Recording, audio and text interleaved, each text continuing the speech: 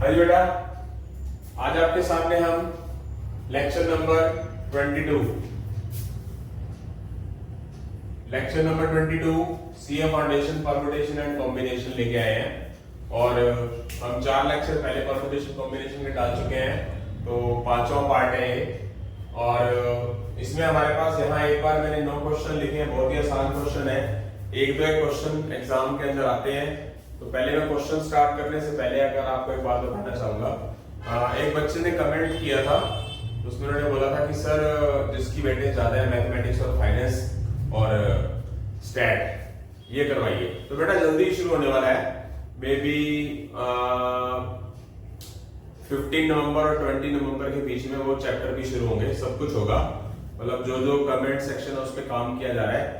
पर एक experience teacher के अकॉर्डिंगली जो बात है वो भी समझने की कोशिश करिए कि ये चीजें भी करनी क्यों जरूरी है। और चलते हैं हम क्वेश्चन नंबर फर्स्ट पे। क्वेश्चन नंबर फर्स्ट देखिए, बहुत आसान सा क्वेश्चन है, ध्यान से समझने की कोशिश करना। क्या है? Number of arrangement of the letters in the word failure so that vowels are always come together. Question number first, आपके पास एक वर्ड है फेलियर, ठीक है? फेलियर वर्ड है, इसको आपने अरेंज करना है। जैसे कि अरेंजमेंट का मतलब मैंने क्या बताया, परम्यूटेशन। अरेंज करना है और उसके अंदर वोवल क्या हो, ऑलवेज कमिंग टुगेदर, यानी कि वोवल इकट्ठा है। सबसे बड़ी बात, वोवल होता कौन कौन से? ए आई यू ई, ऐसा होता है ए ई आई ओ यू। तो यहां पर 4 है हमारे पास। तो क्या है, इनको इकट्ठा लिखना है। और मतलब जो बाकी जो होते हैं वो क्या होता है, वोवल के अलावा क्या बोलते हैं उसको? कॉन्सोनेंट, ठीक है? दूसरे क्या होते हैं? कॉन्सोनेंट। तो जैसे फॉर एग्जांपल मैं बात करता हूं, मेरे पास 1 2 3 4, यानी कि इनको तो रखना है एक जगह पे इकट्ठा, कहीं भी हो सकती है, वो लास्ट हो सकता है, बीच में हो सकता है, कहीं भी हो सकता है। मतलब ए आई यू और ई 4 हो गए। बाकी क्या बचे? बाकी कितने वर्ड बचे? 1 2 3, उसके लिए अलग होगा। तो आप बात को ध्यान से समझिए, बहुत आसान क्वेश्चन है, बहुत ही आसान क्वेश्चन है, मुश्किल बिल्कुल भी नहीं है। जो अभी क्या कि जो वोवल पड़े हैं हमारे पास 4, उसको एक जगह पे रखना है। वो कहीं भी हो सकते हैं, या तो ये 4 इस जगह पे हो जाए, या इस जगह पे हो जाए, या इस जगह पे हो जाए, इस जगह पे हो जाए। इसका मीनिंग क्या हुआ कि इसके कितने रास्ते हुए, कितने फैक्टोरियल्स हुए? ये हुए हमारे 4 फैक्टोरियल। 4 फैक्टोरियल समझते हैं? 4 फैक्टोरियल पे लिखा गया, मीनिंग इसको हम आगे पीछे करके अरेंज कर सकते हैं। मीनिंग अगर मैं ए यहां लिखता हूं तो आई यहां लिखूंगा, यू यहां लिखूंगा, ई यहां लिखूंगा। 4 फैक्टोरियल बेस हो गई, ठीक है? और बाकी बचे ये, इसको क्या किया जाएगा? टोटल हमारे पास क्या है? टोटल बात को समझना है। टोटल बात करेंगे तो क्या आएगा? जैसे कि हमारे पास क्या है, 1 2 3 4, यानी कि एक ये, दूसरा ये, तीसरा ये, चौथा ये। तो सबसे पहले तो हम पूरे के पूरे वर्ड की बात कर लेंगे। 1 2 3 4। अब इनको हम कहीं भी अरेंज कर सकते हैं। तो ये रास्ते कौन से हुए? 4 फैक्टोरियल। मीनिंग कि f यहां पर भी रख सकते हैं, यहां पर भी और यहां पर भी। इसके लिए एक रास्ता हो गया, एक रास्ता, दूसरा रास्ता, तीसरा रास्ता, चौथा रास्ता, 4 फैक्टोरियल। ये तो सब पूरे पार्ट के लिए हो गया। अब बात करते हैं वोवल। तो वोवल को भी जहां पर भी आगे पीछे करके होगा वो क्या होगा? उसका भी एक 4 फैक्टोरियल होगा। और दोनों के अपने आप में क्या इंडिपेंडेंट है। तो 4 फैक्टोरियल की वैल्यू कितनी आएगी? 24। 4 फैक्टोरियल की वैल्यू 24, मल्टीप्लाई करेंगे तो कितना आएगा? 576। अब मैं आपके सामने एग्जांपल पेश करता हूं, आपको क्लियर हो जाएगा, टेंशन लेने की जरूरत नहीं है। फॉर एग्जांपल ऐसा हो गया, बात को समझना कि मैंने लिखे तो मैंने कौन सी वैल्यूज, कितने थे मेरे पास? 4 और 3 7, 1 2 3 4 5 6 7। फॉर एग्जांपल यहां मैं चारों वोवल लिख दूं तो बाकी यहां लिखूं, तो मेरे पास रास्ते कितने हो गए? 4 फैक्टोरियल। हो सकता है मैं 4 वोवल यहां रखूं और बाकी बचे यहां रखूं। हो सकता है कि मैं 4 वोवल्स यहां रखूं, बाकी बचे 3 चीजें मैं यहां रख दूं। ऐसे कोई भी रास्ता हो सकता है ना। उसके लिए तो है 4 फैक्टोरियल। बट वोवल अगर इकट्ठा लिखा गया कहीं भी, इधर लिखा गया चारों में, इधर लिखा गया, इधर लिखा गया, तो उसको भी तो रीअरेंज करेंगे ना। उसके लिए क्या होगा? 4 फैक्टोरियल। तो ये दोनों क्या है, इंडिपेंडेंट है। इंडिपेंडेंट का मतलब कि सबसे पहले तो हम क्या करेंगे, सबको सबके लिए निकालेंगे कि वोवल को हम एक ही, चारों वोवल को हम एक ही जगह बनाएंगे और 1 2 3 4 4 फैक्टोरियल। फिर इसकी भी तो रीअरेंज होगा आगे पीछे करके, उसका 4 फैक्टोरियल अलग से, क्योंकि 4 हमारे पास है, उसको 4 फैक्टोरियल में कन्वर्ट कर देना है। इसलिए हमारा आंसर क्या आ जाएगा, 576 हो जाएगा।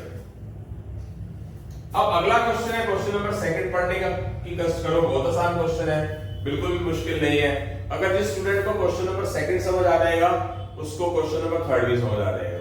तो समझिए, 10 examination paper are arranged in such a way that best and worst paper never come together, meaning 10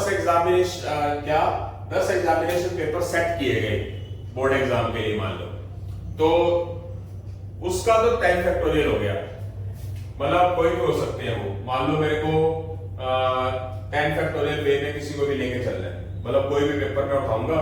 for example board क्या करता है, 10 टीचरों से पेपर बनवाता है अपने, तो किसी को भी उठा के मतलब क्या कर सकता है, वो बोर्ड एग्जाम को सिलेक्ट करके और पेपर ले सकता है। तो उसके 10 फैक्टोरियल वेज हो गए, 10 फैक्टोरियल को निकालने की जरूरत नहीं है। अब ये तो हो गए टोटल। इन्होंने बोला कि बेस्ट और roast paper never come together. अब बेस्ट और रोस्ट का मतलब बेस्ट यानी कि अच्छा पेपर, रोस्ट मीनिंग की बुरा पेपर, मतलब बेकार पेपर या टफ पेपर, कुछ भी ले सकते हैं। वो तो दो ही हो गए ना, बेस्ट और रोस्ट, दो बातें की गई है। मीनिंग क्या हुआ कि 10 फैक्टोरियल तो सबके लिए हो गया, मीनिंग वो इकट्ठे नहीं होने चाहिए। मीनिंग क्या है कि 10 फैक्टोरियल में से आप क्या करोगे, वो इकट्ठे ही होने चाहिए का मतलब क्या है, एक तो ये चीज छोड़ दो, आप भूल जाओ इसको एक बार। उसके बाद क्या है कि आप 10 फैक्टोरियल में से आप मान के चलो इकट्ठे हो जाए। इकट्ठे होने का मतलब क्या है, इकट्ठे होने का मीनिंग क्या हो गया कि 1 2 3 1 2 3 4 5 6 7 8 9 10 है, चलो ऐसा लिख दिया, 10 है इसको। तो मैं मान के चलते इकट्ठे होंगे, मैं बेस्ट और रोस्ट कहीं भी लिख लेता हूं, बेस्ट और रोस्ट कहीं भी लिख सकता हूं इकट्ठा। वैसे उन्होंने बोला था इकट्ठे नहीं होने चाहिए, पर मैं अपोजिट लेके चलता हूं, बेस्ट रोस्ट यहां लिख दूं या इन दोनों में लिख दूं या इन दो जगह पे लिख दूं या इन दो जगह पे लिख दूं या इन दो जगह पे लिख दूं या इस दो जगह पे लिख दूं या यहां लिख दूं या यहां लिख दूं, चाहे यहां पर 2 में लिख दूं चाहे यहां 2 में लिख दूं। इसका मतलब क्या है, कहीं भी हो सकता है। 1 2 3 4 5 6 7 8 9, और इसको क्या लेके चलेंगे, पूरा का पूरा ले लेंगे, क्या 1 2 3 4 5 6 7 8 9 10। ये मैंने ज्यादा लिख दिया था, बेस्ट और रोस्ट। 1 2 3 4 5 6 7 8, ये तो चलो आगे पीछे करके हो जाएंगे, ये एक ही माना जाएगा क्योंकि एक ही जगह पे रखना है इसको। तो वो क्या होगा बेटा, 9 फैक्टोरियल। 1 2 3 4 5 6 7 8, 9वां ही अलग हो गया, इसको आगे पीछे करके चल सकते हैं, पर ये 9वां क्या है, इकट्ठा लिया जाएगा। तो कितने फैक्टोरियल हो गए, 9 फैक्टोरियल। बट इनको अरेंज करके चलेंगे कि नहीं हम, अगर बेस्ट और रोस्ट इकट्ठा रखना है तो ऐसा हो सकता है ना कि रोस्ट पहले लिख दूं बेस्ट बाद में, तो उसके कितने रास्ते हो गए, 2 फैक्टोरियल बेस हो गए। बट ये है क्या, ये है कम टुगेदर। टोटल में ये है, टोटल बेस्ट रोस्ट कहीं मर्जी आए कुछ भी, पर ये है टुगेदर। टोटल में से अगर आप टुगेदर माइनस कर दोगे तो बचेगा क्या, अगर टोटल रस्तों में से अगर आप बेस्ट और रोस्ट टुगेदर इकट्ठा माइनस कर दो तो क्या बचेगा आपके पास, जो पूछा गया है। क्या पूछा इन्होंने, नंबर ऑफ अरेंजमेंट कौन से पूछा है, अपीयर्स नेवर कम टुगेदर। तो मीनिंग क्या किया जाएगा, 10 फैक्टोरियल में से आप 9 फैक्टोरियल और 2 फैक्टोरियल क्या कर दोगे, माइनस कर दोगे। अब बात आती है कि इसमें तो आंसर कुछ और है, तो इसके अंदर कुछ और आंसर है, तो इसका मीनिंग क्या किया जाएगा, यही मैं बता देता हूं आपको थोड़े से नहीं। क्या होगा कि 10 फैक्टोरियल है हमारे पास और माइनस 9 फैक्टोरियल और 2 फैक्टोरियल है, तो यहां से 10 फैक्टोरियल को आप 10 into 9 फैक्टोरियल में चले जाओ। क्यों चले जाओ, क्योंकि 9 फैक्टोरियल दोनों में पड़ा है। यहां से आप क्या करोगे, 9 फैक्टोरियल कॉमन ले लोगे, बस क्या गया 10।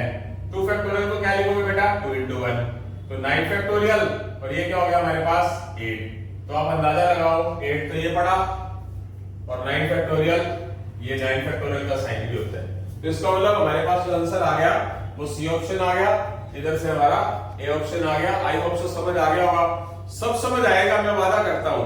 मैं आपको एक बात बताना चाहता हूं अपने चैनल के माध्यम से, ये सीए फाउंडेशंस का तो चल ही रहा है, यही टॉपिक +1 के अंदर है, मैं +1 +2 को भी साथ साथ लेके चल रहा हूँ। कुछ स्टूडेंट्स अगर डेडिकेटेड हो, सब कुछ होगा, सब कुछ होगा बेटा। तनवीर बेटा बस हौसला बना के रखो, सब्र रखो, जल्दी ही मैथमेटिक्स ऑफ फाइनेंस और स्टैट शुरू होने वाला है 15 और 20 नवंबर तक। सिलेबस आपका डेफिनेटली 101% श्योर है, क्योंकि तनवीर ने बोला था कि मैंने मई अटेम्प्ट देना है। तो मैं कह रहा हूं कि 25 दिसंबर, ठीक है, जो हमारा सबसे बड़ा दिन माना जाता है ऑल इंडिया नहीं ऑल वर्ल्ड का, क्रिसमस डे, तो 25 दिसंबर मेरा टारगेट है पूरा, क्योंकि 101 दिन की स्ट्रेटेजी से पहले ही पूरा हो जाएगा। अगर आप काउंट करेंगे कि हमने 10 अक्टूबर को स्टार्ट किया था, 10 अक्टूबर से लेके 25 दिसंबर तक 101 दिन बनेंगे भी नहीं, और उसके बाद रिवीजन मोड जाएगी, शॉर्टकट हो गई। अब मैं एक चीज में प्लान कर रहा हूँ, क्या कर रहा हूँ, मैंने अभी कल माइंड लगाया था कि मैं मैथ्स के जो पुराने पेपर है उनके शॉर्ट्स डाल दूं। बहुत सारी चीजें रिपीट होती है, उस पर काम करूंगा। आज मैंने अपने टीचर्स के साथ डिस्कस भी किया है, तो मैथ्स तो मेरा सब्जेक्ट है, मुझे देखना है कि शॉर्ट्स कैसे डाले जाए, यानी कि पुराने पेपर और उनमें से कुछ क्वेश्चन ऐसे जो कॉपी पेन उठाए बगैर होते हैं और वो बहुत इजीली हो जाएंगे। और स्टैट भी जल्दी शुरू होगा, मैथमेटिक्स फाइनेंस भी जल्दी शुरू होगा, और टीचर से बात हो चुकी है, टू बी प्रॉमिस्ड अकाउंट्स और इकोनॉमिक्स के लेक्चर लगने शुरू हो रहे हैं। तो कल और परसों से प्लान करते हैं क्या होगा, बात हो चुकी है मेरी, तो टेंशन रखने की जरूरत नहीं है। ये भी चीज समझ आएगी, जो हमने सेकंड क्वेश्चन किया है ना, सेकंड क्वेश्चन पे जैसे इन्होंने पता क्या किया, थर्ड क्वेश्चन डाल दिया थ्योरिकल मतलब कि जैसे यहाँ 10 एग्जामिनेशन पेपर है तो यहाँ लिख दिया 10 एन आर्टिकल, और क्वेश्चन डिट्टो है, बिना कॉपी पेन उठाए क्वेश्चन हो जाएगा। क्या बोला, n articles are arranged in such way that two particular articles never come together। उसमें क्या था, बेस्ट और worst paper not come together, ठीक है। इसमें क्या बोला है कि दो पार्टिकल्स और पर्टिकुलर आर्टिकल्स, पर्टिकुलर मतलब कुछ भी हो सकता है वो, कि बेस्ट और वर्स्ट भी हो सकता है, ठीक है। वो articles come together, never come together, the number in such arrangement। अब क्या होगा, ध्यान से, इसका आंसर सीधा सीधा ही आएगा।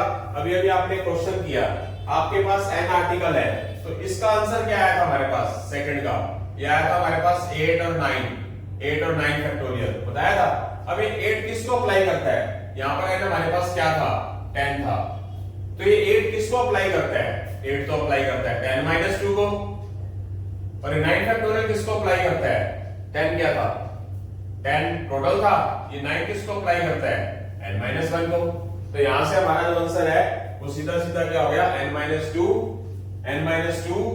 और n-1 फैक्टोरियल। मतलब very simple question, very simple question, n-1 factorial और क्या, n-2। आई होप सो समझ आ गया। ऐसे ही क्वेश्चन है सेम, अगर आपको सेकंड क्वेश्चन समझ आ गया तो ये भी हो जाएगा। उसके बाद हम अगले क्वेश्चन पे चलते हैं। आया समझ या नहीं आया, यानी कि n आर्टिकल्स है, यहाँ पर 10 आर्टिकल्स है, यहाँ बोला था बेस्ट और worst come not come together, ठीक है। यहां बोला 2 पार्टिकल्स हैं, पर्टिकुलर आर्टिकल्स हैं, वो कम नेवर कम टुगेदर, तो बात वही हो गई। अगर आपको ये बात समझ आ गई है तो आपको ये वाली चीज भी समझ आ गई होगी, ठीक है बेटा। आगे चलते हैं, अगला क्वेश्चन है क्वेश्चन नंबर 4। क्वेश्चन नंबर 4 क्या कहता है, क्वेश्चन नंबर 4 पढ़िए, बहुत अच्छा क्वेश्चन है। 10 particular teams are participating in a quiz contest, then number of ways the first, second and third prize may be won। बहुत अच्छा क्वेश्चन है, यानी कि आपके पास 12 स्कूल टीम्स ने पार्टिसिपेट किया, उसमें से फर्स्ट, सेकंड और थर्ड प्राइज हमने क्या करना है, मेजर करना है, निकालना है अपने। तो क्या किया जाएगा, 12p3, यानी कि 12 में से 3 लोगों को आपने फर्स्ट, सेकंड, थर्ड के लिए सिलेक्ट करना है। तो क्या हो जाएगा, अरेंज करना है 12p3 12 फैक्टोरियल और 12 - 3 फैक्टोरियल, 12 फैक्टोरियल और 9 फैक्टोरियल, 12 11 10 9 फैक्टोरियल बाय 9 फैक्टोरियल, 1 3 2 0। यहां से हमारा जो आंसर है वो क्या रखा है, बी ऑप्शन आ चुका है। एक जैसे क्वेश्चन पहले कराऊंगा, इसीलिए मैं सारे क्वेश्चंस एक फिफ्थ क्वेश्चन को एक बार लास्ट में कराऊंगा। चौथा क्वेश्चन हो गया, बहुत आसानी से समझ आ गया।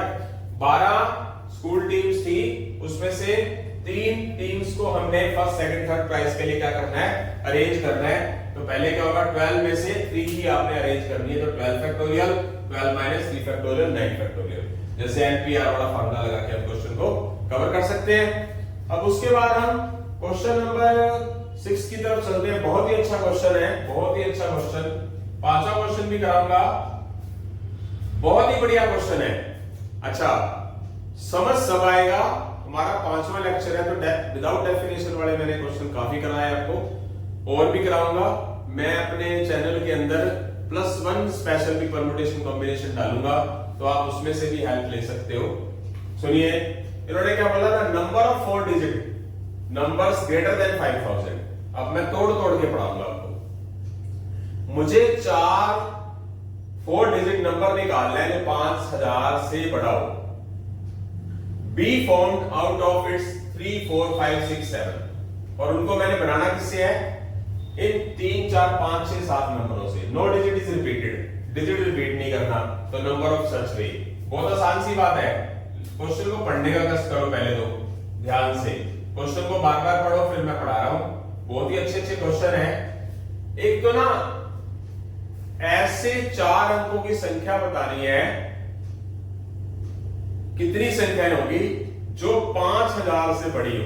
5000 से बड़ी का मतलब क्या है, 5000 से बड़ी। अच्छा, बनानी किससे है, बनानी हमने किससे है, 3 4 5 6 7 इन नंबरों से बनानी है, सीधी सी बात है।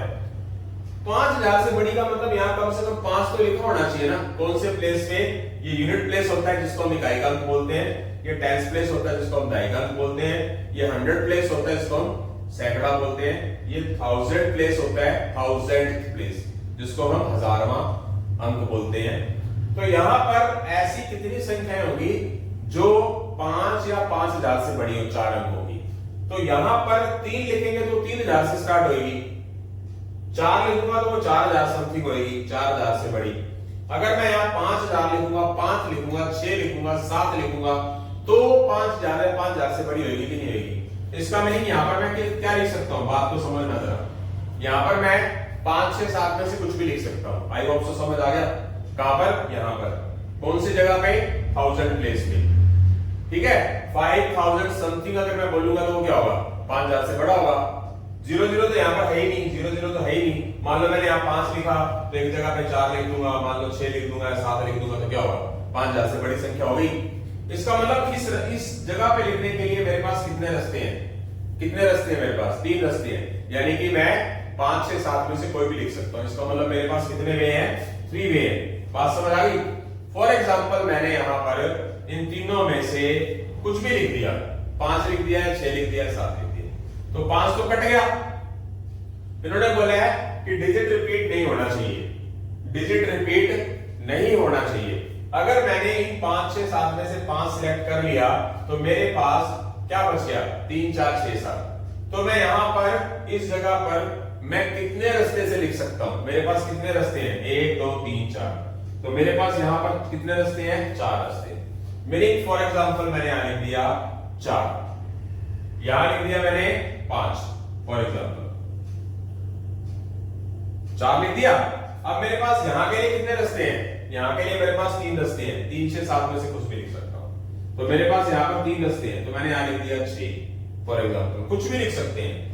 अब मेरे पास इसमें फिट करने के लिए 2 रास्ते अभी भी बाकी हैं, यानी कि तीनों साथ में से कुछ भी लिख सकता हूं। तो मेरे पास कितने रास्ते हैं, 2, तो मैंने 3 लिख दिया। अब ये इंडिपेंडेंट है, यानी कि इसके रास्तों का, वे का इससे और इससे और इससे कोई लिंक नहीं है। इसका मतलब क्या होगा, ये मल्टीप्लाई, 3 चौके 12, 12 3 36, 36 दूनी 72, 3 4 12, 12 3 36, 36 2 72। और मैं बताना चाहूंगा, अगर मैं ये क्वेश्चन इतने आसान है कि अगर मैं ये 6 7 8 क्लास के बच्चे भी करें, हाँ वो बात अलग है कि उनको एनपीआर फैक्टोरियल्स के बारे में थोड़ा सा पता हो, अगर बेसिक बता दिया जाए तो 7th 8th स्टैंडर्ड वाला बच्चा भी करता है। आज मैं आपको बताना चाहूंगा अपने चैनल के माध्यम से, चैनल का नाम तो मैं भूल चुका हूं। एक 7th क्लास का बच्चा +1 और +2 +1 के चैप्टर कर रहा है। सेट्स, रिलेशन, फंक्शन, ये वाली चीजें कर रहा हूं। और सच में वो छोटी क्लास का बच्चा था। चैनल का नाम मैं भूल चुका हूं, तो वो हमारा मैटर नहीं करता, क्योंकि कोई किसी की ऐड थोड़ी करनी है। और ये सच्ची बात बोल रहा हूं। चैप्टर है +1 का, स्टूडेंट है वो लग रहा था 6th 7th 8th का। तो अगर वो 6th 7th क्लास का बच्चा कर सकता है तो हम तो कर ही सकते हैं। इसका कोई, इस क्वेश्चन का किसी से कोई लिंक ही नहीं है, खुद देख लीजिए। ना ही हमें एनपीआर का फॉर्मूला पता होना चाहिए, ना ही हमें फैक्टोरियल पता होना चाहिए। आई होप सो समझ आ गया होगा। इसके बाद हम करेंगे बेटा, हाँ जी बेटा, इसके बाद लेके आए हम question number 7th 8th 9th एक ही बारी में करवा दिए जाएंगे। क्वेश्चन नंबर 7 को पढ़ने का कष्ट करें please. Question number 7, 4 digit number to be formed out of figures 0 1 2 3 4, no digit is repeated, then number of which number is this। अब मुझे 4 अंकों की एक संख्या बनानी है और यूज किसका करना है मुझे, बहुत अच्छा क्वेश्चन है। यूज करना है मुझे 0 1 2 3 4। जो भी चीज करो, परमुटेशन और कॉम्बिनेशन बहुत ही आसान चैप्टर है, मुश्किल चैप्टर नहीं है, ये बात को समझना है। और आपको पास कराने का जिम्मा नहीं, आपको अच्छे नंबर दिलाने की जिम्मेवारी मेरी है। जो लेक्चर मेरा अच्छे तरीके से अटेंड कर रहे हैं ना, तो वो खुद कहेंगे सर कि आपने जो प्रॉमिस किया था उससे ज्यादा अच्छा ही पूरा किया है। तो मैं कुछ शॉर्ट्स पे काम भी करूंगा, बस आप विश्वास करके करते जाइए। तनवीर बेटा, अंजलि बेटा, कार्तिक जो मेरे साथ जुड़े हुए हैं पिछले कुछ दिनों से, ठीक है। कुछ और लोगों के कमेंट्स भी आए हैं पर मैं देख नहीं पाया, ना उनसे बात कर पाया, ना कमेंट्स का जवाब दे पाया। व्हाट्सएप के अंदर उन्होंने किया था डायरेक्ट। तो ये रिक्वेस्ट है कि स्टूडेंट्स को, पहली बात तो दुनिया को विश्वास दिलाना सबसे मुश्किल चीज है आज के टाइम में। तो अंजलि और कार्तिक, रिक्वेस्ट है कि जो चीज आप मेरे से व्हाट्सएप पे बात करते हैं वो कमेंट सेक्शन के अंदर डाल दीजिए यूट्यूब चैनल पे भी उसी लेक्चर के अंदर, ताकि यकीन हो जाए कि सच में मतलब डाला गया है, मतलब सच में बात की है सर से। तो सब कुछ होगा, आराम से रिलैक्स होकर करते जाइए। पास ही नहीं हो गए, नंबर भी आएंगे बढ़िया। तो चलते हैं। अब इसके अंदर कोई भी चीज डिजिट जिसका यूज करना था 0 नहीं था, यहाँ पर 0 है। इन्होंने बोला है 4 डिजिट नंबर। अब एक बात बताओ, अगर मैं इन सब में से चूज करके 0 में पहले लिख दूंगा, अगर एक बात मैं ऐसे एग्जांपल दे रहा हूं, मैंने लिख दिया 0 4 3 2, तो ये 4 डिजिट नंबर है क्या? ये तो 3 डिजिट नंबर है। यस, समझ रहे हैं? इसका मतलब क्या हुआ कि शुरू वाले यहां पर यूनिट, टेंस, 100, 1000, तो 1000 डिजिट के ऊपर 0 नहीं आ सकता, यहां 0 नहीं आ सकता। इसका मतलब बच कितने गए, इसके लिए कितने नंबर बच गए हमारे पास? 1 2 3 4। तो कितने वेज है हमारे पास? कुछ भी लिख सकते हैं, 4, यानी कि क्या मैंने लिख दिया फॉर एग्जांपल यहां पर कुछ भी मान लो 1, मैटर नहीं करता और रिपीट करना नहीं है। अब मेरे पास मैं इंडिपेंडेंट हूं, मतलब फॉर एग्जांपल मैंने यहां पर एग्जांपल भी दे रहा हूं, मान लो फॉर एग्जांपल मैंने यहां पर लिख दिया आपके पास 1 तो गया। यस, अब मैं यहां पर कुछ भी लिखूं, मान लो मैं 0 भी लिखूं तो मैटर करेगा यहां पर अगर नंबर लिखा जाएगा 0, ठीक है। यहां लिखूं 0 तो मैटर करेगा, यहां लिखूं तो मैटर करेगा। यहां पर मेरे पास रखने के लिए कौन से नंबर है? यहां पर है मेरे पास 0 2 3 और 4। तो मेरे पास यहां पर भी कितने रास्ते हैं? 4 रास्ते हैं बेटा। तो मैंने फॉर एग्जांपल लिख दिया 0। अब 0 गया। अब मेरे पास 2 3 4 में से कुछ भी लिख सकता हूं, तो क्या लिखूं? फॉर एग्जांपल मैंने 2 लिख दिया। मतलब मेरे पास कितनी चॉइस थी? 2 3 4 3 चॉइस थी, यानी कि कितने रास्ते थे? 3 रास्ते थे। अब मैं यहां पर लिख देता हूं मान लो 4। अब मेरे पास यहां लिखने के लिए कितने रास्ते हैं? क्या क्या चीज है? 2 3, तो मैं यहां पर क्या लिख देता हूं? 2 लिख देता हूं। कितने रास्ते हैं मेरे पास? 2 और 3 में से कुछ भी एक चूज करना है, तो मेरे पास 2 रास्ते हैं। तो ये सारे क्या है? इंडिपेंडेंट है। तो क्या हो जाएगी मल्टीप्लिकेशन इसकी? 4 4 जा 16, 16 3 जा 48, 48 2 जा 96। मेरे पास 96 वेज है जिससे मैं क्वेश्चंस को कर सकता हूं। अब मैं चलता हूं आगे। बहुत ही अच्छा क्वेश्चन है, बहुत ही अच्छा, टफ है ही नहीं, किसी भी एंगल से टफ नहीं है। मतलब आप कहोगे जी इससे आसान तो क्वेश्चन ही नहीं है भाई। तो क्या हो जाएगा? क्वेश्चन नंबर 8, क्वेश्चन नंबर 8 की बात करते हैं। The number of ways the letter the word triangle, triangle.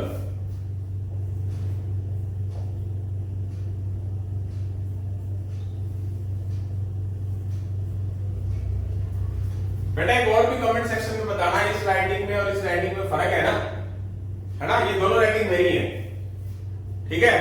बस यहां थोड़ा सा मैंने टिका के थूक लगा के किया है, और यहां मैंने बिना थूक लगाए किया है, तो इसको मजाक मत समझो, सीरियसली कह रहा हूं। और मैं जो बोलता होता हूं हर एक लेक्चर के अंदर कि मेरी उम्र 21 साल है और मेरा एक्सपीरियंस 25 साल का है, तो ये सच है, बार बार एक ही बात बोलता हूं मैं, ठीक है। तो ये राज मत पूछना कि कौन सा टॉनिक ऐसा खाया कि उम्र आपकी 21 साल और एक्सपीरियंस 25 साल का है। तो ट्रायंगल एक वर्ड है, ट्रायंगल एक वर्ड है, अरेंज करना उसको, उसमें जो एंगल है ना उसको नहीं, प्रेजेंट रहेगा वो। प्रेजेंट रहने का मतलब क्या है, ये ऐसा कैसे रहेगा, लैंग्वेज पढ़ो जरा, चेंज नहीं करना, लैंग्वेज पढ़ो। इसका मतलब क्या, उसको दाएं बाएं अरेंज नहीं कर सकते, एंगल एंगल ही रहेगा। इसका मतलब कि ये अपनी जगह पे पड़ा है, पढ़ा रहेगा, ये अपनी जगह पे पड़ा है, जी पड़ा है, एंगल का मतलब एंगल ही होगा ना। इसका मतलब इसका रास्ता क्या है, एक ही है, एक ही है, एक है, एक है, इसको इकट्ठा नहीं करना, समझ रहे हैं, मतलब एक ही है ये। अरेंज करना है तो आप किसको करोगे अरेंज, आप करोगे इसको, मीनिंग हमारे पास 1 2 3, और इसको भी आप क्या करके चलोगे, चौथा रास्ता मान के चलोगे ना, इसको आप मानोगे तो सही ना कि मुझे इसको तो आगे पीछे करके करना है, पर ये अपनी जगह पे पड़ा रहेगा। क्या लिखा जाएगा, इसको क्या वेज होंगे हमारे, क्या लिखा जाएगा 1 2 3 और चौथा ये अकेला, तो कितने फैक्टोरियल हो जाएंगे, बात समझ रहे हैं, बात समझ रहे हैं, 1 2 3 और ये पूरा का पूरा चौथा, कितने फैक्टोरियल हुए, 4 फैक्टोरियल। कहने का मतलब बताऊं मैं आपको, कहने का मतलब है ये एंगल यहां पर भी लिख सकता हूं, मैं बताता हूं आपको, समझ आएगा आपको सही, मतलब हर एक चीज को समझ के करना है। इन्होंने कहा एंगल प्रेजेंट रहेगा, एंगल का मतलब क्या है, ये नहीं कि जहां पड़ा वहां पर, नो, एंगल यहां पर भी लिख सकते हैं, इस पूरे पे ANGLE TRI जहां पर लिख दीजिए, एंगल यहां रखेंगे इस पे तो TRI कहीं मर्जी लिख दीजिए दाएं बाएं, एंगल यहां लिखेंगे तो TRI जहां मर्जी लिख दीजिए, एंगल अगर यहां लिखेंगे तो TRI जहां मर्जी लिख दीजिए। तो समझ के चलो कि हमारे पास वो उसके कितने रास्ते हो गए, कहीं भी जा सकता है वो, 1 2 3 4, मीनिंग क्या हुआ कि हमारे पास कितने फैक्टोरियल बेस हो गए, 4 फैक्टोरियल बेस हो गए। 4 फैक्टोरियल का मतलब क्या होता है, 24 बेस। बात समझ रहे हैं, रिपीट कर रहा हूं कि एंगल चेंज नहीं करना। एंगल का मतलब है कि एंगल को आप यहां लिख दो तो एक रास्ता हो गया, TRI के लिए 3 हो गए, तो टोटल कितने हो गए, 4। अगर आप एंगल को यहां लिखो सबको तो 1 2 3 4, तो 4 फैक्टोरियल फिर भी हुए। अगर आप एंगल यहां लिखोगे तो 1 2 3 और 4 फैक्टोरियल फिर भी वही आएगा। अगर एंगल आपने यहां लिखा तो TRI को कहीं भी लिख दोगे तो वो क्या हो जाएगा, वो भी 4 फैक्टोरियल होगा, यानी कि 1 2 3 4, तो 4 फैक्टोरियल का मतलब क्या हुआ, 24 बेस। और इसके बाद हम क्या करेंगे, नेक्स्ट क्वेश्चन करेंगे बेटा अभी। हाँ जी बेटा, क्वेश्चन नंबर 9 लेके आए हैं। इस क्वेश्चन नंबर 9 और 5 के बाद मैंने आपको कल के लेक्चर में 3 क्वेश्चंस डाले थे होमवर्क के लिए, वो मैं यहाँ पर लिख रहा हूँ दोबारा, फिर वो क्वेश्चंस करवाऊंगा, ठीक है। और कुछ क्वेश्चंस हम कौन से करेंगे, डेफिनेशन वाले क्वेश्चन थोड़े थोड़े करके करने हैं, दिक्कत ना हो। अभी ट्यूसडे है, कोई टेंशन वाली बात नहीं है, 1-2 लेक्चर और करेंगे ताकि अच्छे तरीके से हो जाए। अपने वादे को पूरा भी करूंगा, मुझे सब कुछ याद रहता है टाइम की कमी की वजह से, कि मुझे वो इक्वेशन और एपीजीपी सीरीज वाले क्या करने हैं, एडिशनल क्वेश्चन जो एक्स्ट्रा क्वेश्चन है वो डालने, मुझे पूरा याद है, थोड़ा लेट हो चुका हूँ, पर वादा जरूर पूरा करूंगा, सब्र का फल मीठा होता है। लेटर है एक हमारे पास डॉटर, एक लेटर है हमारे पास, एक डॉटर, DAUGHTER, लैंग्वेज को समझना, इस तरीके से अरेंज करना है कि वोवल ऑक्यूपीज द ओड प्लेसेस, जो वोवल है वो ओड प्लेस पे है। अब सबसे बड़ी बात तो वोवल है कौन से, AUE, यही है ना, 3 है, मैं यहाँ पर कितने कितने हमारे पास क्या है वर्ड लेटर्स हैं 1 2 3 4 5 6 7 8। तो यहाँ मैं 8 बॉक्स बना लेता हूँ 5 6 7 8। अब मुझे जो ओड प्लेस है वो कौन से होते हैं 1 3 5 7। यहां मुझे वर्ड लिखने हैं। मेरे पास वोवल है कितने 1 2 3 वोवल है 3। मेरे पास प्लेस है 4 यानी कि 4 प्लेस में से उन 3 क्या है लेटर्स को मैंने अरेंज लिखना है करना है। यानी कि वही बात जो मैंने परमुटेशन शुरू करने से पहले बताया वही बताया था कि 4 चेयर अंदर पड़ी और 3 बच्चे खड़े हैं बाहर। तो ये एक मतलब ऐसे एग्जांपल के तौर पे बोल रहा हूं ये ए आएगा उसके पास कितनी चॉइस है कितनी चॉइस है 4 चॉइस। बात को देसी लैंग्वेज में समझा रहा हूं। ए इसके पास इस ए के पास ओड प्लेस के लिए कितने रास्ते हैं 1 2 3 4। तो मैंने फॉर एग्जांपल यहां लिख दिया कितने रास्ते हो गए 4 ये गया। अब इस यू के पास ओड प्लेस पे लिखने के लिए कितने रास्ते हैं 1 2 3। यू आया कितने रास्ते हैं उसके पास कहीं भी बैठ सकता है 3 रास्ते पे जाके बैठ गया आगे। अब गया।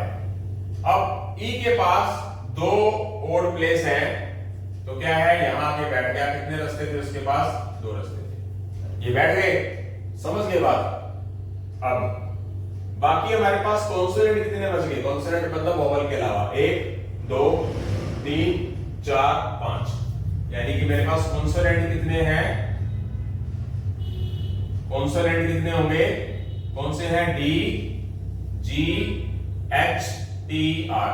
और मेरे पास रास्ते कितने हैं 1 2 3 ये भी है क्योंकि रास्ता बचा हुआ है ना ओड वाला क्योंकि ओड नंबर सॉरी हमारे पास जो वोवल थे वो थे 3 पर रास्ते 4 थे तो वहां पर भी तो फिट करना है। मेरे पास रास्ते कितने हैं 5 और मेरे पास अक्षर कितने हैं 5। तो कितने वेज हो जाएंगे उस कॉन्सोनेंट को लिखने के लिए 5 फैक्टोरियल। 5 फैक्टोरियल का मतलब क्या होगा 120। और ये जो वोवल वाले रास्ते थे वो कितने थे 24। 4 इसके लिए 3 इसके लिए 2 इसके लिए 24। और कॉन्सोनेंट के लिए कितने रास्ते हैं 1 2 3 4 5। तो क्या हो जाएगा 5 फैक्टोरियल यानी कि 120 को करना क्या है 24 से मल्टीप्लाई करना है। ठीक है आई बात बेटा समझ या नहीं आई ओके।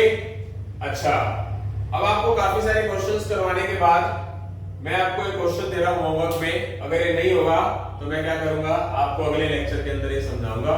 क्वेश्चन नंबर 5 नोट कर लेना और मैं आपके सामने कुछ क्वेश्चंस और लिख रहा हूं। ठीक क्वेश्चंस को आप नोट करना नोट करके कमेंट सेक्शन में डालना हुआ या नहीं हुआ आंसर बताना। मैं कमेंट सेक्शन के अंदर आंसर डालूंगा नहीं होगा तो अगले लेक्चर में पक्का बताऊंगा मुझे सब कुछ याद रहता है। तो ये क्वेश्चन आपने करना है उसके बाद अगले वाले क्वेश्चन पे आएंगे। हाँ जी बेटा जो मैंने कल आपको होमवर्क छोड़ा था इस लेक्चर में मैंने सिर्फ 9 ही क्वेश्चन डाले क्योंकि क्वेश्चन डेफिनेशन वाले स्टार्ट हो गए ना तो आपको वो क्वेश्चन डेफिनेशन वाले आराम से आने चाहिए। लेक्चर आराम से चला जाए एक आधा दिन एक्स्ट्रा हो जाए कोई प्रॉब्लम नहीं है। अभी जनवरी दूर है तो मैंने बोला कि मैंने 25 दिसंबर को खत्म कर देना है रिवीजन एक्स्ट्रा क्वेश्चन वगैरह सब कुछ। ठीक है तो चिंता करने की जरूरत नहीं है। तो मैंने जो होमवर्क के कल क्वेश्चन आपको दिए थे वो मैंने लिखे हैं यहाँ पर लिखा है स्पेशल पार्ट नंबर 4 में जो क्वेश्चन नंबर भी लिखे हैं क्वेश्चन नंबर 13 14 15 तो वो मैं इसको करा रहा हूँ बेसिक प्लस शॉर्टकट जो भी है सबसे। तो जैसे कि आपके पास क्वेश्चन नंबर 13 है क्वेश्चन नंबर 13 देखिए। क्वेश्चन नंबर 13 में आपके पास एक NCR -156 है इक्वेशन नाम दे दीजिए 1। एक आपके पास NCR है 28 सेकंड नाम दे दीजिए। एक NCR +1 है उसको नाम आप 8 है उसको और इक्वेशन थर्ड नाम दे दीजिए। और आपको क्या निकालना है R की वैल्यूज निकालनी है मेरा बेटा R की वैल्यू निकालनी है मेरा बेटा। तो अच्छा क्वेश्चन है। अगर मान लीजिए कि एक सीधी सी बात बताना चाहूंगा बिल्कुल सीधी सी अगर सेट हो जाए बात तो वैसे तो हमारे पास n नहीं पता हमारे को बट अगर R मैं ले लेता हूं यहाँ पर कोई ऑप्शन ले लेता हूं तो बात बन जाएगी, मतलब सही तरीके से। एक तो बेसिक तरीका सुनिए पहले क्या होता है। मैं क्या करूंगा, इक्वेशन फर्स्ट को सेकंड से डिवाइड कर दूंगा, या इक्वेशन सेकंड को भी फर्स्ट से कर सकते हैं, एक ही बात है। इक्वेशन फर्स्ट को सेकंड से या सेकंड को फर्स्ट से, इक्वेशन सेकंड को थर्ड से या थर्ड को सेकंड से, इक्वेशन फर्स्ट को थर्ड से या थर्ड को फर्स्ट से। तो ये कर दिया मैंने, मतलब मैंने इक्वेशन फर्स्ट को सेकंड से डिवाइड कर दिया। इसमें मैं फार्मूला लगा देता हूं। क्या होगा फार्मूला, या मैं लिख रहा हूं फार्मूला दोबारा से ताकि आपको क्लियर हो जाए। n फैक्टोरियल, r फैक्टोरियल और n माइनस r फैक्टोरियल। तो n फैक्टोरियल, यहां r माइनस 1 फैक्टोरियल है, यहां n ये है, फिर n फैक्टोरियल है, r फैक्टोरियल है, n माइनस r फैक्टोरियल है, ये कैंसिल हो गया। मीनिंग इसके अंदर भी मैंने ये फॉर्मूला लगाया, इसमें भी ये फॉर्मूला लगाया, देख सकते हैं काफी बार हम कर चुके हैं। इसको मैं पलट देता हूं, n minus r plus 1 factorial, ये पलट जाएगा, ये आ जाएगा r factorial, n minus r factorial और n फैक्टोरियल, ये कट जाएगा। अब एक देखने वाली चीज है, यहां पर r माइनस 1 फैक्टोरियल है या r फैक्टोरियल है, तो r फैक्टोरियल बड़ा है तो मैं r फैक्टोरियल को बैक लेके जाऊंगा। यहां n माइनस r है फैक्टोरियल में, यहां n माइनस r प्लस 1 है, तो प्लस 1 फालतू, ये बड़ा है तो इसको बैक ले जाते हुए इसकी तरफ लेके जाऊंगा ताकि कट जाए, जैसे कि हम पहले भी करते आए हैं। तो क्या करूंगा, r माइनस 1 फैक्टोरियल को तो मैंने कुछ करना ही नहीं, इसको बैक लेके जाना है, n माइनस r प्लस 1 और n माइनस r फैक्टोरियल। यहां r फैक्टोरियल को मैं r into r minus 1 factorial कर देता हूं, ये मेरे पास n माइनस r फैक्टोरियल पड़ा है, या कुछ भी नहीं पड़ा।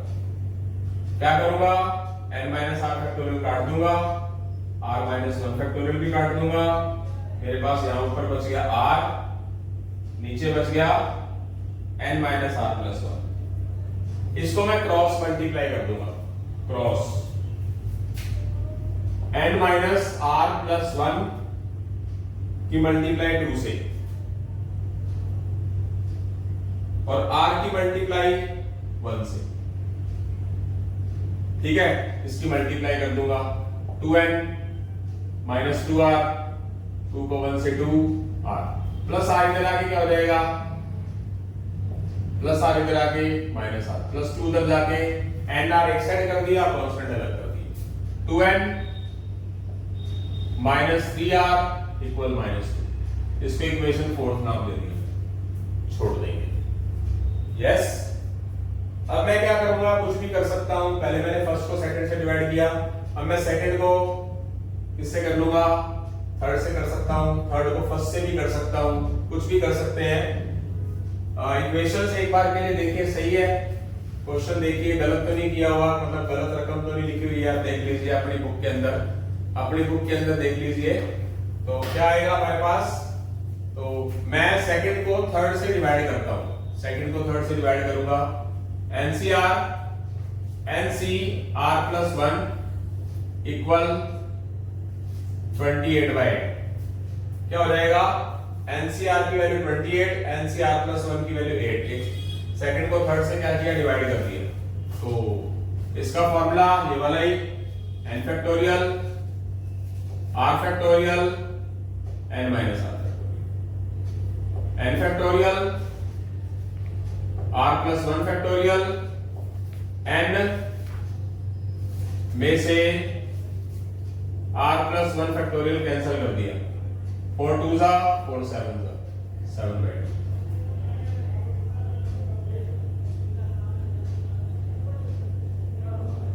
इसको क्या करेंगे, पलट देंगे,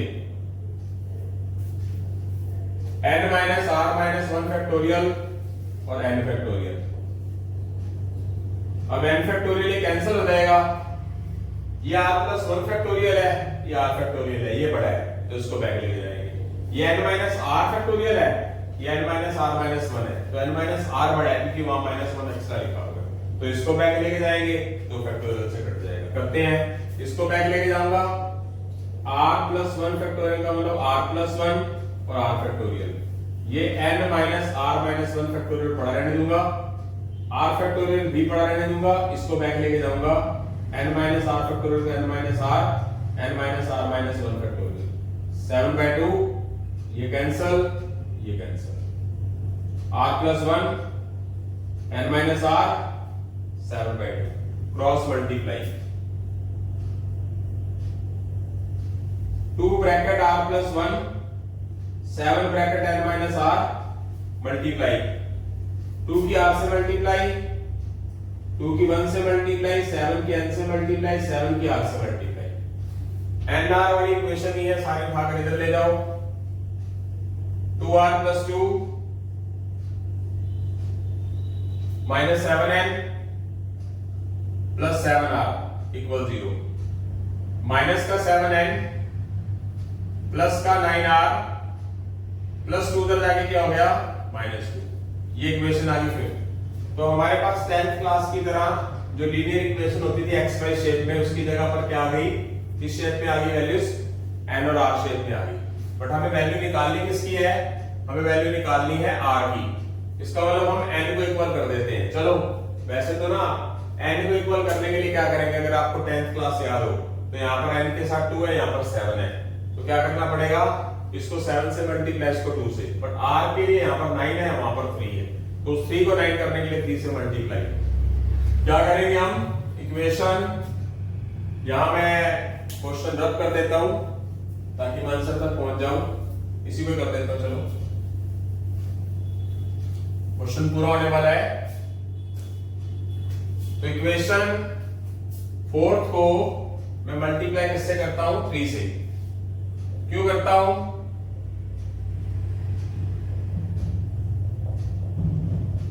क्यों करता हूं, क्योंकि मेरे पास है 9r है और यहां 3 को 9 बनाने के लिए 3 से मल्टीप्लाई करूंगा, बराबर होगा तो हम इक्वेशन को ऐड सब्ट्रैक्ट कर सकते हैं। तो पूरे से मल्टीप्लाई किया जाता है, 3 को 2n से, 3 को -3r से, 3 को -2 से।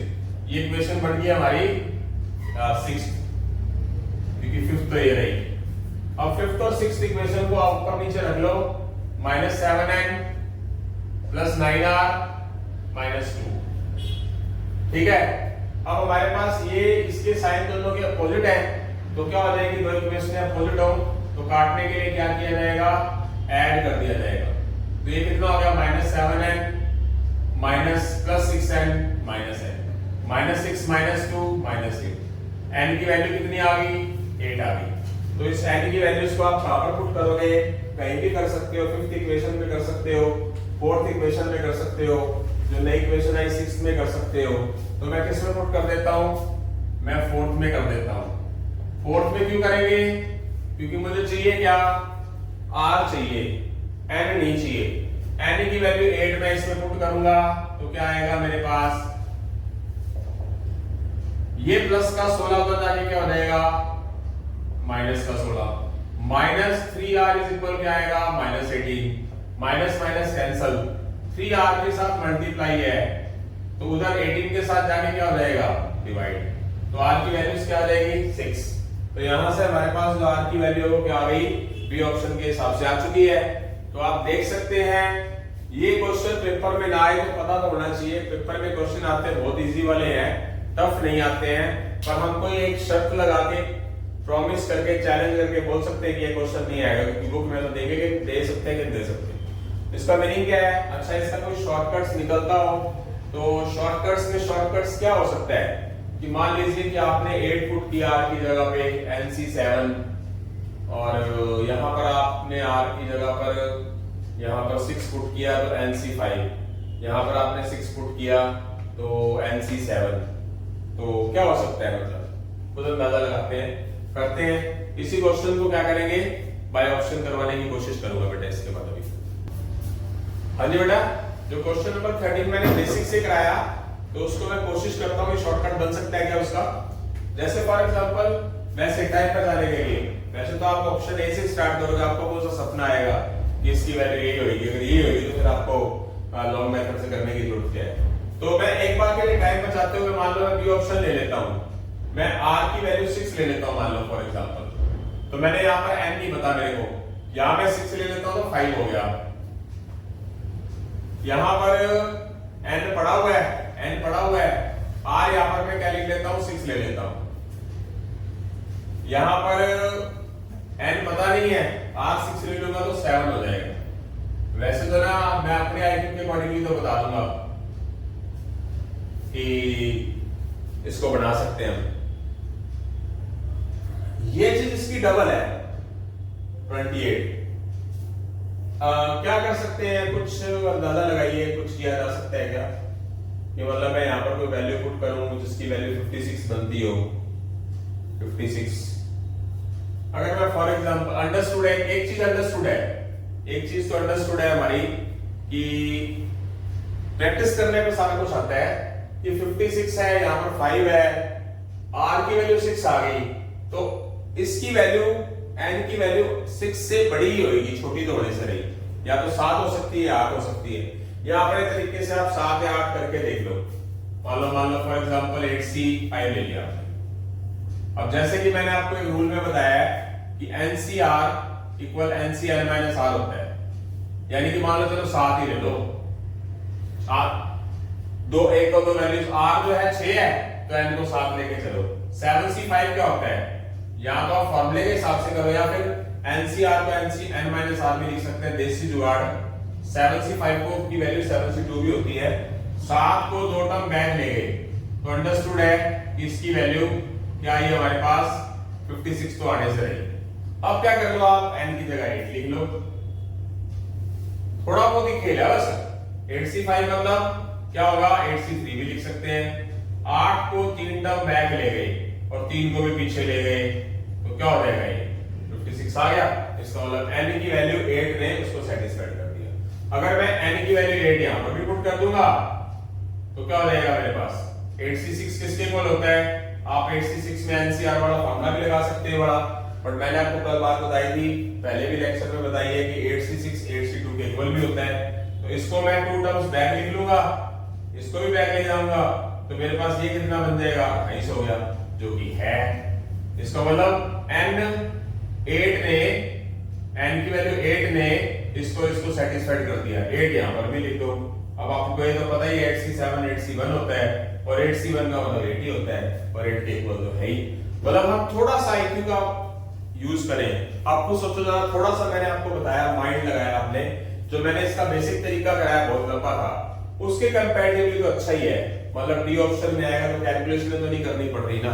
मतलब आप समझने की कोशिश करें तनवीर बेटा कि सब कुछ मिलेगा। अभी भी चैनल पे अभी हम नए आए हैं, मतलब मैं पुराना तो हूं बट मैं स्टार्ट सीए फाउंडेशन अब किया, पर आता तो मुझे काफी कुछ है, तो आपको भी सब कुछ आएगा। मैं क्या चाहूंगा, असली मजा कब होगा तनवीर, अंजलि, कार्तिक, कि जब आप मन से सैल्यूट करें, और मैं भी आपको मन से सैल्यूट करूंगी, सर मजा आ गया, टेस्ट क्लियर हो गया और नंबर भी आए।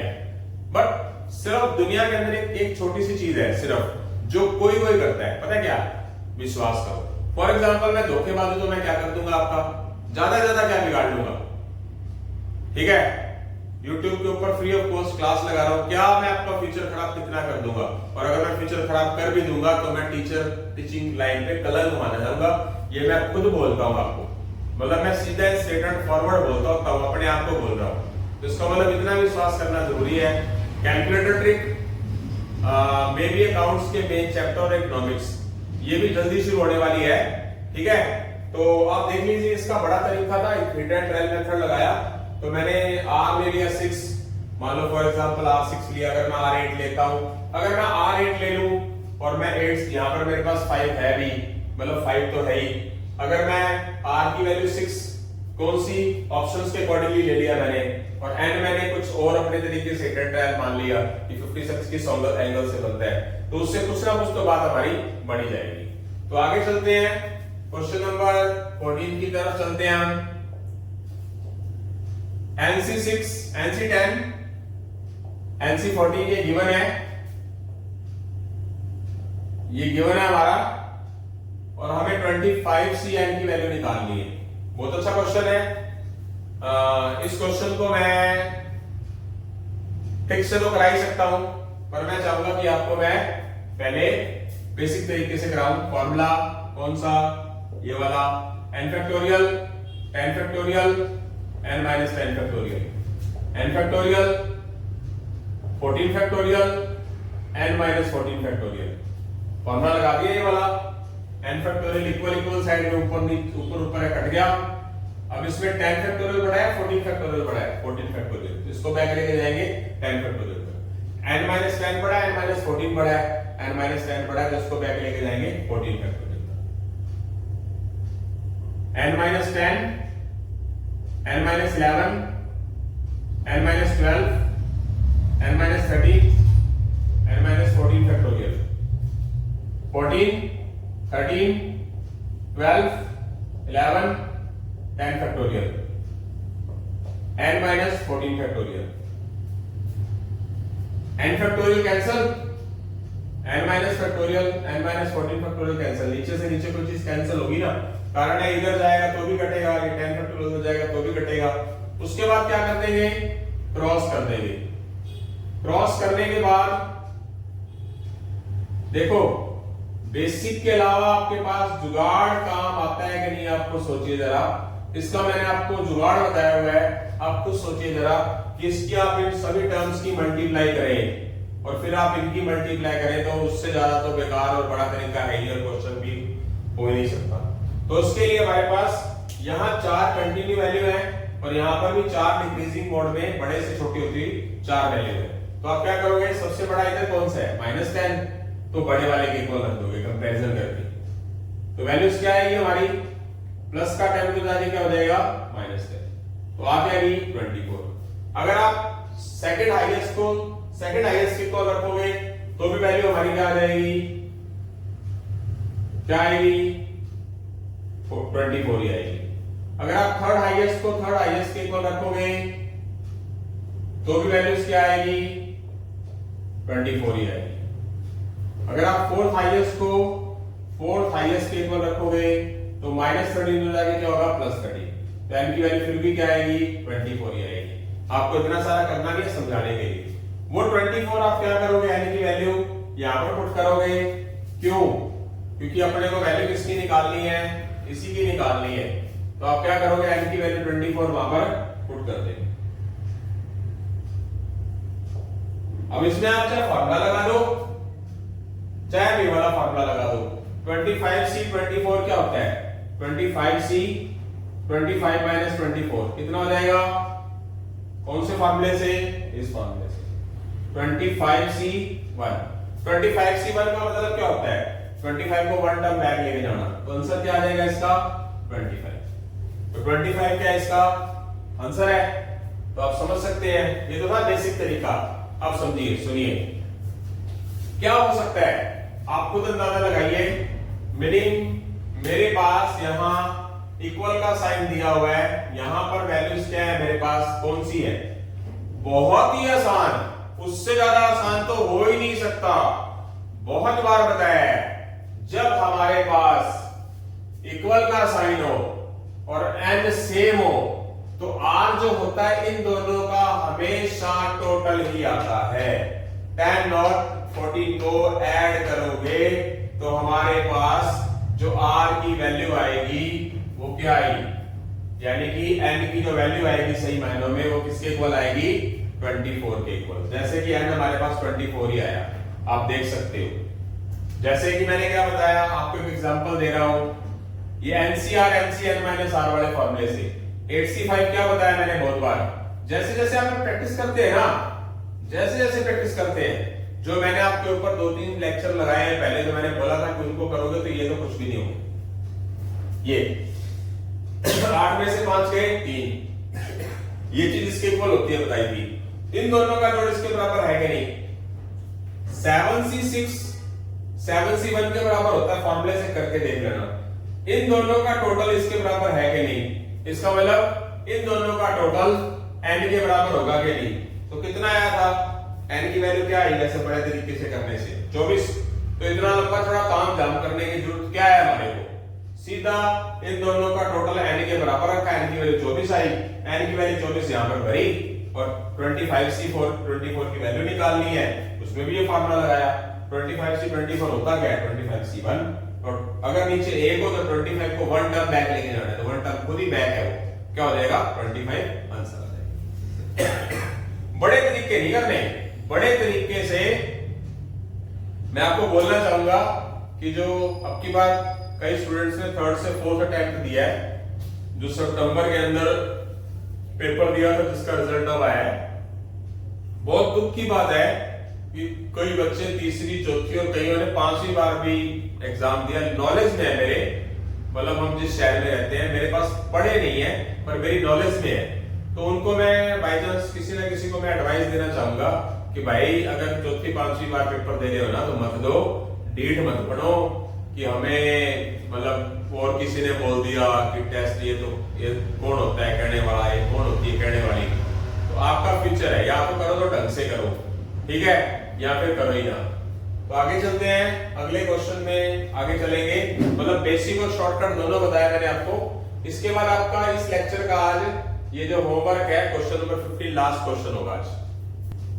हाँ जी बेटा, क्वेश्चन नंबर 15 होमवर्क का क्या दिया है? Question number 15, 28C 2R ratio 24C 2R minus 4 225 11 28C 2R by 24C 2R minus 4 225 by 11 क्या कर देंगे? 28 फैक्टोरियल 2R फैक्टोरियल फॉर्मूला लगाएंगे अब ये वाला एनसीआर वाला, 28 माइनस 2R फैक्टोरियल नीचे 24 फैक्टोरियल 2R माइनस 4 फैक्टोरियल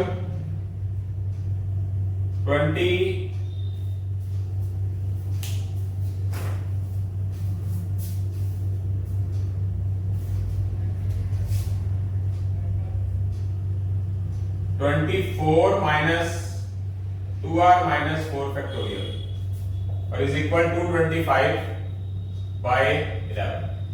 तो कैलकुलेशन मोड में लेके चलते हैं। 28 factorial 2R factorial 28 minus 2R factorial, इसको बैक ऊपर ले जाते हैं क्योंकि डिवाइड में है। ये क्या हो जाएगा? ये भी ऊपर जाएगा, sorry 24 minus 2R plus 4 factorial. ये क्या हो जाएगा? 24 फैक्टोरियल नीचे रह जाएगा, ये 225 बाय 11 हो जाएगा। इसमें 28 फैक्टोरियल है, इसमें 24 फैक्टोरियल है, तो इसको बैक लेके जाएंगे। इसमें 2R फैक्टोरियल, इसमें 2R माइनस 4 फैक्टोरियल, इसको बैक लेके जाएंगे। तो इसमें क्या होगा? ये कट जाएगा, ये पूरा का पूरा कट जाएगा। कैसे कटेगा? 24 प्लस 4 प्लस 28 माइनस 2R, ये कट जाएगा। ये बहुत अच्छी चीज है, बहुत अच्छा सिस्टम है, पूरा का पूरा कट रहा है, ये देख सकते हो आप। 24 plus 4 28 minus 2R factorial 28 minus 2। तो इसको बैक लेके जाएंगे यहां तक के लिए 28 27 26 25 24 factorial 2R minus 4 factorial 2R minus 1 2R minus 2 2R minus 3 2R minus 4 factorial और नीचे का पड़ा हुआ है 24 factorial 225 by 11 24 factorial कैंसल। और भी हम सामने से काट सकते हैं, कुछ काटना चाहे तो 25 1 जा 25 9 जा 9 1 जा 9 3 जा और कुछ 2R minus 4 फैक्टोरियल से 2R minus 4 फैक्टोरियल। अब जो ऊपर पड़ा है पड़ा रहने दो, यहां लिखते हैं 28 3 26 नीचे 28 3 26 बाकी कट गया। नीचे क्या पड़ा है 2r minus 1 2r minus 2 2r minus 3 इधर कुछ भी नहीं 1/11 क्रॉस करेंगे तो इसको इससे मल्टीप्लाई 11 को इससे multiply 2r minus 1 2r minus 2 2r minus 3 28 3 26 11 तो यहां पर भी एक चीज देखिए जरा ये भी कंटिन्यूस है 2r minus 1 2r minus 2 2r minus 3 तो यहां थोड़ा सा दिमाग लगा के उसको कंटिन्यूस बनाने की कोशिश करो बन जाएगा। सिर्फ मुद्दा हमारा इसको सही बनाना है 4 वैल्यूज आनी चाहिए और वो कंटिन्यूस ही आनी चाहिए। तो जिसके फैक्टर होते हैं उसके फैक्टर कर दीजिए। इसको 4 into 7 लिख के देखो एक बार, इसको 13 into 2 लिख के देखो और इसको 11 लिख के देखो 13 into 2 और 11। एक बार के लिए मैं क्या कर देता हूं अगर मैं चाहूं 28 था मेरे पास क्या आ सकता है देखिए जरा ध्यान से सही तरीके से क्या कर सकते हैं। अगर मैं 28 ले लेता हूं कुछ गलत कर दिया मैंने 28 3 26 यस और ये 11 हमारे पास पड़ा हुआ है 11 ही है यस गुड ठीक है ओके। तो क्या तोड़ सकते हैं इसको हम कि तोड़कर कुछ और आ जाए हमारे पास क्या बन सकता है। अगर मैं इस 4 को भी और तोड़ लूं 2 × 2 तो इसको देखो जरा क्या कर सकते हैं हम ध्यान से देखना पड़ता है कोई चीज मतलब दिक्कत ना खड़ी करे। क्या हो सकता है देखते हैं एक बार के लिए 26 28 26 33 21 22 अगर मैं 26 लेके चलता हूं 26 25 तो होता है नहीं बीच में। देखते हैं इसको क्या कर सकते हैं कोई बात नहीं। हाँ जी बेटा रुकावट के लिए लिख दिया जाए मतलब इसके 4 फैक्टर्स हमने बनाने हैं कैसे बनेंगे 28 को लिख दिया 2 × 2 × 7 3 पड़ा है 26 को 13 × 2 लिख दिया 11।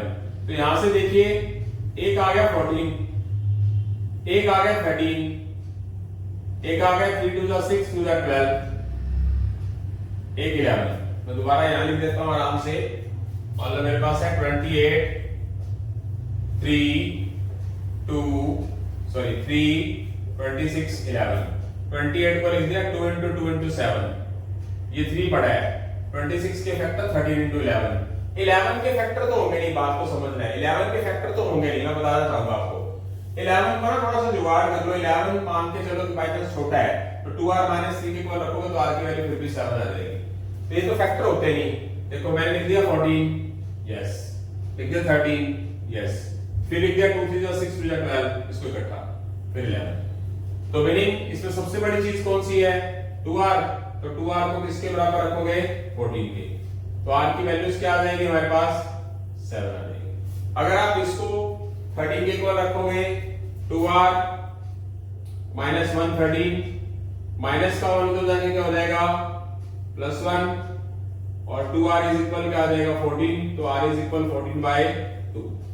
इस तरह इसको भी 12 के इक्वल रखोगे तो भी r की वैल्यू आएगी 7 इसको भी 11 के इक्वल रखोगे 2r - 3 को तो भी r की वैल्यू आएगी 7। तो क्या इसका आंसर आ चुका है ऑप्शन नंबर ए। क्या इसका शॉर्टकट हो सकता है होने को तो जरूर हो सकता है कि अगर आप IQ का यूज करें तो कहीं ना कहीं होगा। मान लो फॉर एग्जांपल आपने r की वैल्यूज यहां पर लिख दी 7 ठीक है तो इसके शॉर्टकट की बात करेंगे इसके बाद हम। हाँ जी बेटा ये हमारा होमवर्क कंप्लीट हो चुका है और आज का लेक्चर भी हमारा समाप्त होता है। तो हम कुछ खट्टी मीठी बातें और कड़वी बातें कर लेते हैं।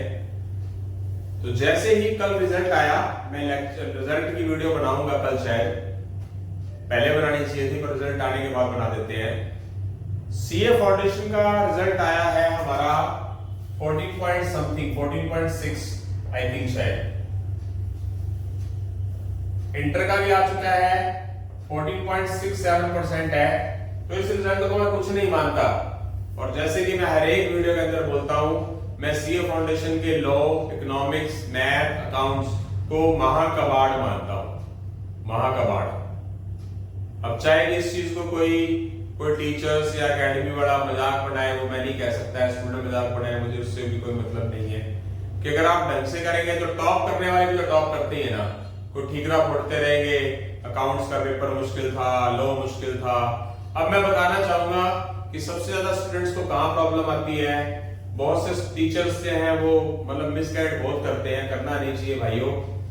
लॉ और मैथ्स, इसमें सबसे ज्यादा प्रॉब्लम रहती है कि लॉ बच्चों के लिए नया होता है, और लगभग बच्चों का मैथ, जिनके पास मैथ हो भी ना, तो उन्होंने, एक होता है हमारा अप्लाइड मैथमेटिक्स, एक होता है सिर्फ मैथमेटिक्स। उस मैथ्स के अंदर साइन, थीटा, पीटा, थीटा, पीटा, मीटा, चिंटू, पिंटू, सिंटू सब आ जाते हैं। साइन, कोस, टेंजेंट, ट्रिग्नोमेट्री, उसी के अंदर ही बेचारा खत्म हो जाता है।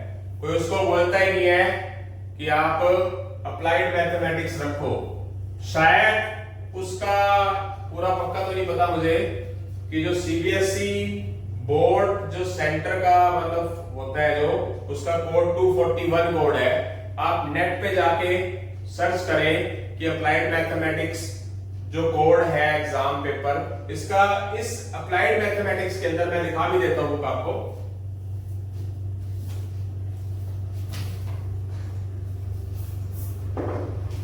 अप्लाइड मैथमेटिक्स लिखा होता है, स्पेशल अप्लाइड मैथमेटिक्स, आप देख सकते हैं, ठीक है। प्लस 1 और प्लस 2 के अंदर जो बच्चा अप्लाइड मैथमेटिक्स रखता है, उसका 70 से 80%, मैक्सिमम 80% मैथ उसका सीए फाउंडेशन का बहुत आराम से क्लियर हो जाता है। तो आप सोचिए, जिसने प्लस 1 प्लस 2 में अप्लाइड मैथमेटिक्स रखा हो, ये रखना किसको चाहिए? कॉमर्स वाले बच्चों, जिन्होंने सीए करनी है। और ये जो मैथ्स होता है हमारा, sine theta, beta, theta, beta, इना मीना डीका बीटा, इना मीना डीका, सुना होगा गाना, वो इसके अंदर आता है। इसी के अंदर उलझना नहीं है। जो सीए फाउंडेशन वाले बच्चे ये मैथ रखते हो, टीचर बताते भी नहीं है स्कूल के, ये हमारी बहुत बड़ी मतलब दुख का विषय है ये, कि उनको कम से कम गाइड करना चाहिए। एकेडमीज भी गाइड नहीं करती, टीचर भी, स्कूल टीचर भी गाइड नहीं करते। तो अप्लाइड मैथमेटिक्स रखें, लिखा होगा, और उसका जो कोड है सीबीएसई बोर्ड एग्जाम कोड जो है, जो आप फॉर्म करते हो, उसका है 241। तो अभी भी बाय चांस किसी स्टूडेंट्स, आपके छोटे भाई बहन ना दुखी हो बेचारे, जिन्होंने सीए करनी आगे, तो उनको प्लस 1 के अंदर अप्लाइड मैथमेटिक्स रखवाएं, चाहे वो एडिशनल मैथ रखें, चाहे वो एडिशनल इकोनॉमिक्स रखें।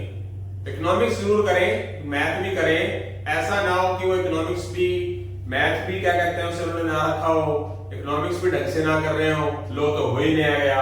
और लगभग सभी स्टूडेंट्स अकाउंट्स के सारे तो क्लियर हो नहीं सकते, क्योंकि चारों पेपर के अंदर जो हमारा क्राइटेरिया है वो क्या है सीए फाउंडेशन में, एटलीस्ट 40 मार्क्स हर एक में होने चाहिए, एक भी कम नहीं होना चाहिए, और एग्रीगेट 50% मार्क्स होने चाहिए। यानी कि मान लीजिए आपके एक में 39 मार्क्स आ गए, एक में 39, और आप एग्रीगेट 50% मार्क्स लेके बैठे हो, तो भी आपका सीए फाउंडेशन डिस्क्वालीफाइड है। समझे बात? सब में 40-40 होने चाहिए और टोटल 50% होने चाहिए। तो आप सोचिए जरा कि आप अकाउंट्स के सारे कहां से क्लियर कर लेंगे। तो बात को समझना है। अप्लाइड मैथमेटिक्स में, आप अप्लाइड मैथमेटिक्स मार्केट से बुक ले लीजिए, चाहे आप, ठीक है, आप नेट पे सर्च कर लीजिए, सब कुछ है ना आज के टाइम में, टेक्नोलॉजी है, टेक्नोलॉजी या जैसे बोलते हैं, वो आता है ना, मीम्स आता है, टेक्नोलॉजी या। तो टेक्नोलॉजी का टाइम है। Applied mathematics plus 1, applied mathematics plus 2 का आप सिलेबस उठाओ, उसको आप डाउनलोड करो, और ऊपर से आप सीए फाउंडेशन की बुक रखो, इंडेक्स चेक करो उसका सिलेबस, और अप्लाइड मैथमेटिक्स का सिलेबस आपको डिटो मिलेगा कि सर सैल्यूट है सर, आपको बताने वाले पहले शख्स हो। ये गारंटी देता हूं कि बताने वाला शायद मैं पहला शख्स ही होऊंगा, शायद। वो जिनको मतलब दाएं बाएं जिनके क्या है, समझाने वाले, सही गाइड करने वाला ना हो। मैं नहीं कहता कि सबके लिए मैं मान ही होऊंगा, तो प्लीज कोई भी चीज करो ढंग से करो, टेंशन फ्री होके करो। जय हिंद, जय श्री राम।